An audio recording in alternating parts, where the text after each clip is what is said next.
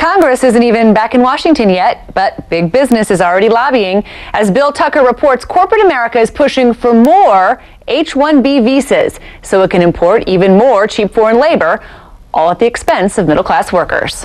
At the end of July, Sun Microsystems announced it will fire an unspecified number of workers by the end of the year.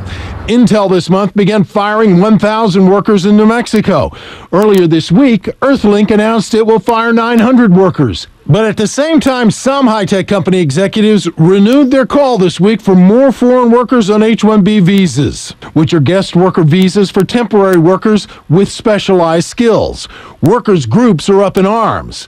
A lot of us thought the immigration effort died a month or 2 months ago when Congress went out. High-tech moguls, the high-tech billionaires, have not given up. People who are concerned about their employment, their wages, their children's futures need to be heard by Congress next week. Happy Labor Day. Bill Gates made his position very clear when he testified to Congress earlier this year and was asked if there should be any limits on the H-1B program. I don't think there should be any limit. On its website, Sun states, quote, overly restrictive caps on temporary visas such as the H-1B pose a serious and ongoing obstacle for high-tech companies battling to stay competitive.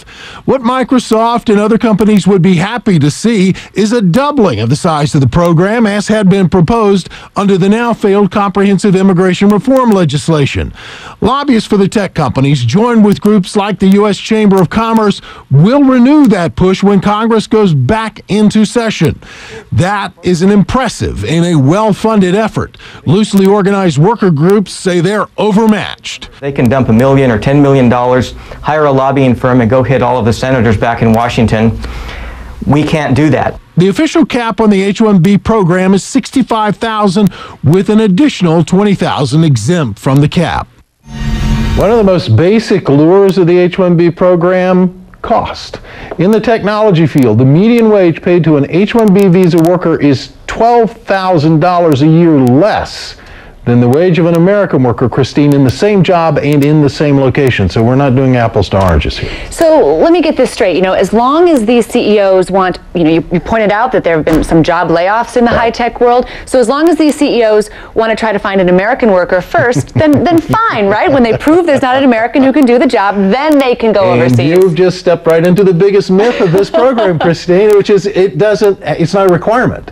All you have to say is you want to hire this H-1B visa worker. There's no requirement that you've gone out and this H-1B visa worker at $12,000 on average less than what the American worker costs. So I can't imagine why they won't do that. I can't imagine either, Bill. All right. Thanks, Bill Tucker. Well, that brings us to the subject of tonight's poll. Do you believe American companies are telling the truth when they claim there's a lack of qualified talent in the U.S. for the high-tech industry? Yes or no? Cast your vote at LouDobbs.com. We'll bring you the results later in the broadcast. Coming up, a new crackdown on